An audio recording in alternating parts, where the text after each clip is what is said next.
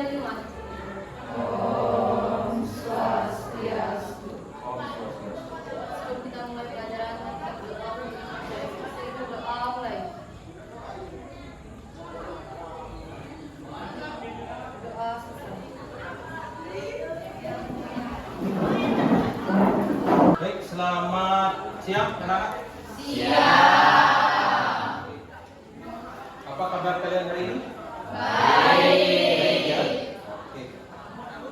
Baik, jadi kita bertemu lagi di pembelajaran ajaran Indonesia pertemuan ini. Jadi tadi kita sudah melakukan doa dan mengucapkan salam. Nah, berikutnya Bapak akan mengecek dulu kehadiran kalian ya. Kira-kira ada yang tidak hadir anak? Ini lihat. Jumlahnya di sini 23 ya.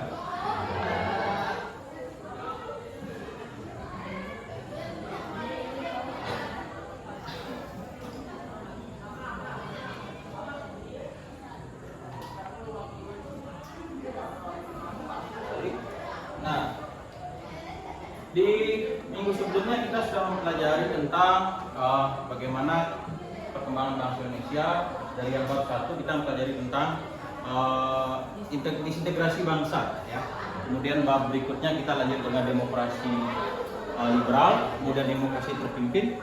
Maka hari ini kita akan mempelajari tentang sistem dan struktur politik Indonesia pada masa Orde.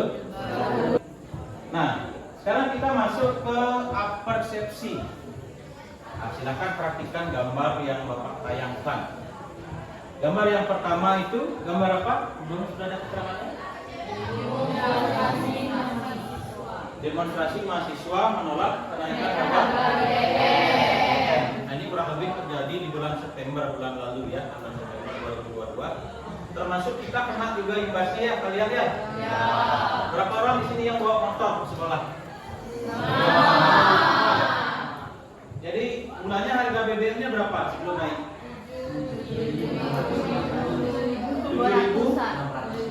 7.650. Sekarang 10.000. Jauh naiknya ya? Ya. Oke. Biasanya yang paling awal atau merespon terkait dengan kenaikan BBM itu adalah mahasiswa. Nah, kemudian gambar yang kiri.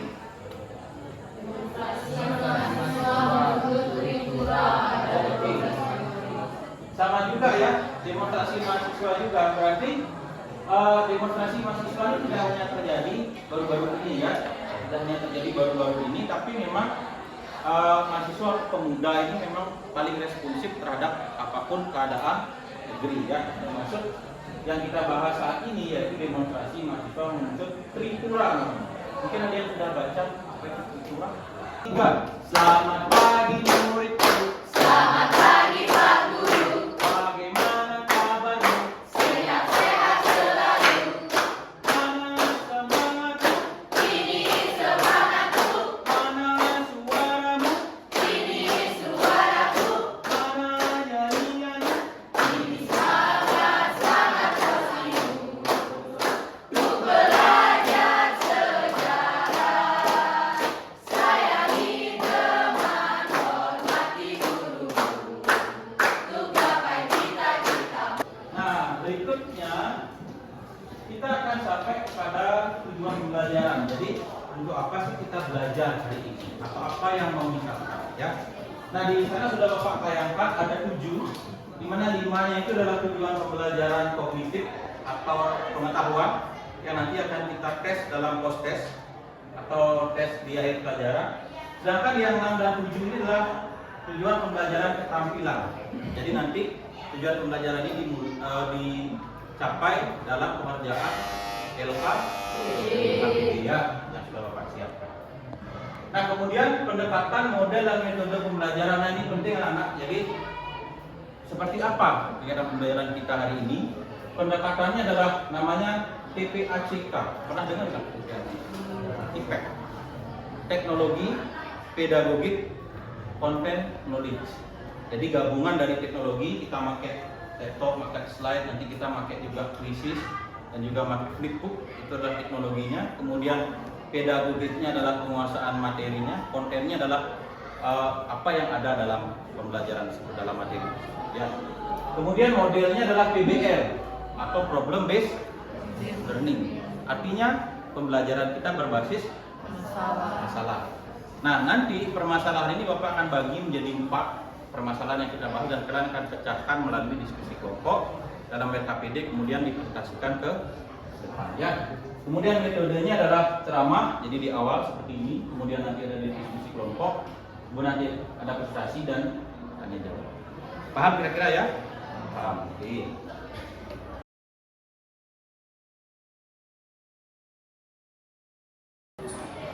Jadi ini adalah video yang menayangkan tentang bagaimana gerakan 30 September atau G30S. Tahu ya, G30S kita kan sudah bahas di bab 1. Nah, G30S ini membuat reaksi dari rakyat karena ternyata Soekarno sebagai presiden tidak menemukan penyelesaian yang sesuai dengan kehendak rakyat. Gimana menurut kalian, pendapat kalian aksi yang dilakukan oleh mahasiswa dan elemen masyarakat tadi dalam demo yang kalian simak dulu? Gimana? Silakan.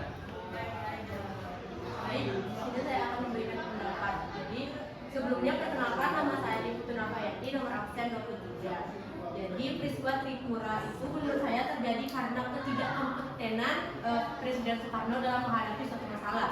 Misalnya dalam memecahkan masalah G30 PKI, kemudian adanya pelonjakan harga-harga ekonomi lainnya, dan hal itulah yang membuat masyarakat dan mahasiswa ingin menyuarakan suaranya di hadapan Presiden Soekarno agar mau didengar oleh beliau. Tetapi Presiden Soekarno hanya tidak mau disalahkan, bahkan Presiden Soekarno malah menyalahkan kembali personal-personal yang melakukan demonstrasi. Oke, bagus sekali, berikan tepuk tangan dulu. Jadi masalah yang pertama terkait dengan video tadi, kelompok 1 akan membahas tentang bagaimana sih kaitan antara G30S yang terjadi tanggal 30 September 1965 dengan adanya Tripura, 3 tuntutan rakyat yang tadi di video itu. Nah, kemudian kelompok 2 akan membahas tentang apa sih arti penting dari aksi-aksi Tripura tersebut. Jadi, apa arti penting dari demonstrasi yang dilakukan oleh mahasiswa yang disebut dengan Tripura? Apakah itu berakibat atau berefek besar nantinya ke depan, ataukah hanya sekedar lewat saja? Nah, itu akan dipecahkan oleh kelompok 2. Nah, kemudian oleh kelompok 3 nanti yang akan dibahas adalah bagaimana proses lahirnya Super Semar. Ada yang sudah baca apa itu Super Semar? Apa? Surat Perintah 11 Maret. Itu salah satu tonggak sejarah yang sampai sekarang masih masih misteri istilahnya. Tapi kita akan coba bahas. Kemudian terakhir pasca Super Semar, nah setelah lahirnya Super Semar ini terjadi dualisme kepemimpinan nasional. Dualisme itu berarti ada 2 pemimpin dalam tanda kutip ya. Maka dari itu tadi di awal slide Bapak cantumkan fotonya ada 2 tokoh. Nah 2 tokoh itulah yang nantinya akan mengalami dualisme. Artinya kedua-duanya menjadi pemimpin negara dalam ya. Nah itu terjadi selama 1 tahun, yaitu tahun 1966 dan 1967.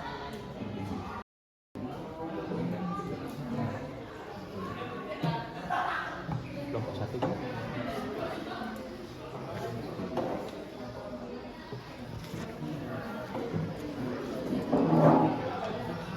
Tulis dulu nama kelompoknya, tanggal.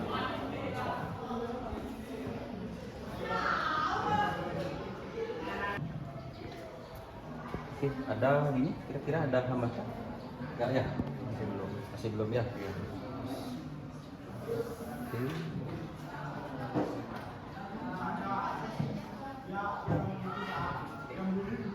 Kita ke kelompok berikutnya.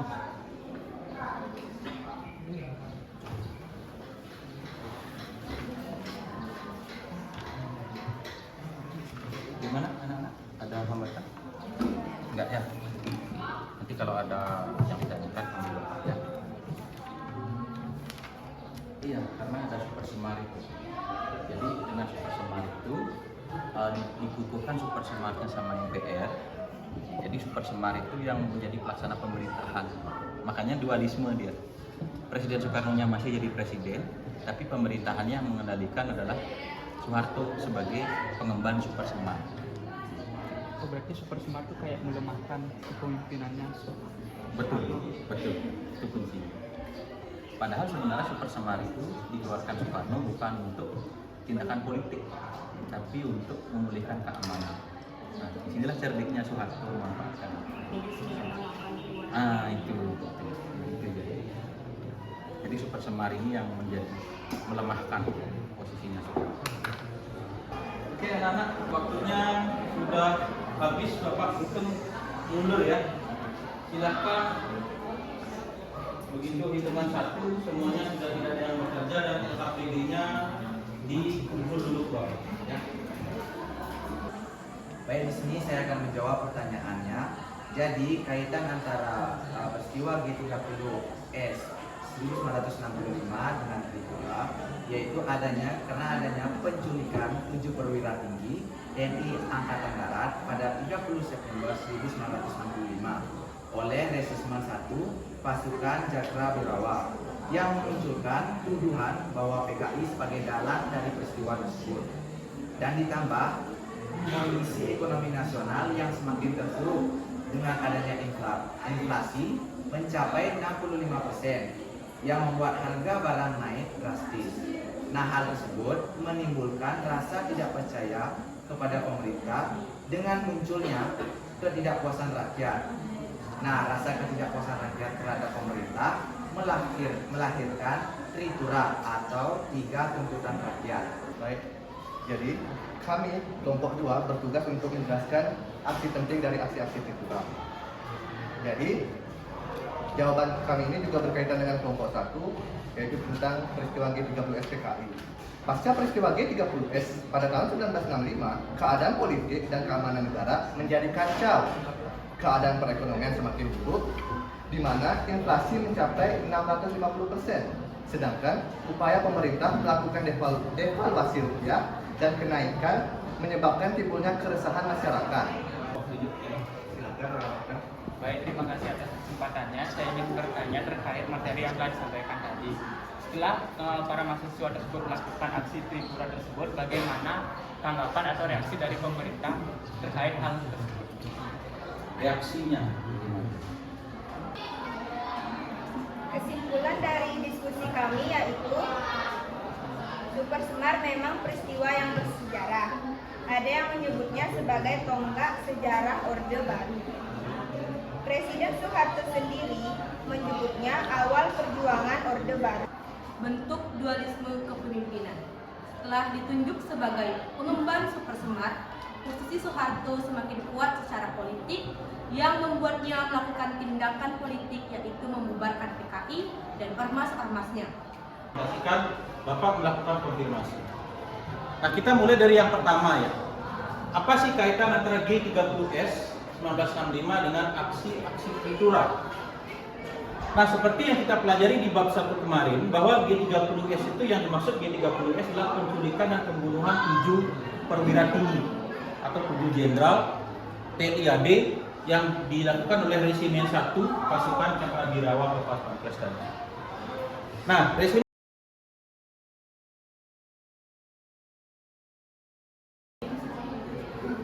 kelompok terbaik pada pertemuan kali ini adalah jatuh pada kelompok yang membahas tentang arti penting Tritura. Kelompok berapa?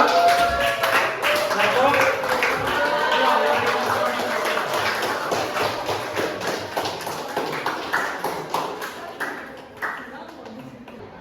baik. Berikutnya kita ke refleksi pembelajaran. Bapak akan bagikan nanti lembar refleksi apa yang kurang di pembelajaran hari ini. Tentunya banyak sekali, karena seperti yang Bapak bilang tadi di awal ya, kalian bisa menyampaikan saran, kritik, masukan kepada Bapak tentang apa yang harus Bapak perbaiki di pembelajaran ini sehingga pembelajaran berikutnya lebih baik. Ya, silakan mulai dijawab.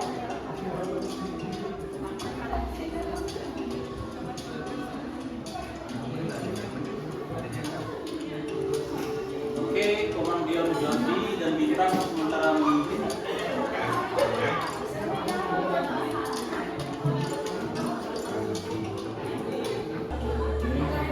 Oke, juara 3 ada Suwayuni.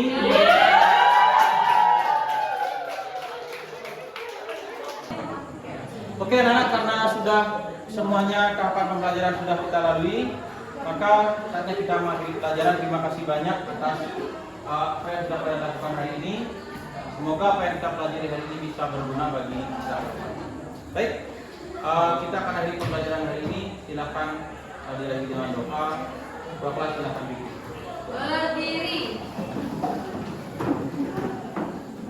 Sebelum kita mengakhiri pelajaran ini, mari kita berdoa untuk masing-masing berdoa online. Doa selesai. Mengaturkan para Santi.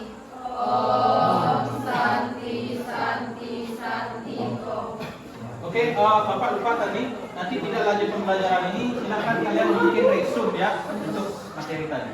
Oke, ya, baik. Karena sudah kita akhiri tadi dengan doa, maka Bapak mengakhiri dengan selamat siang. Siap.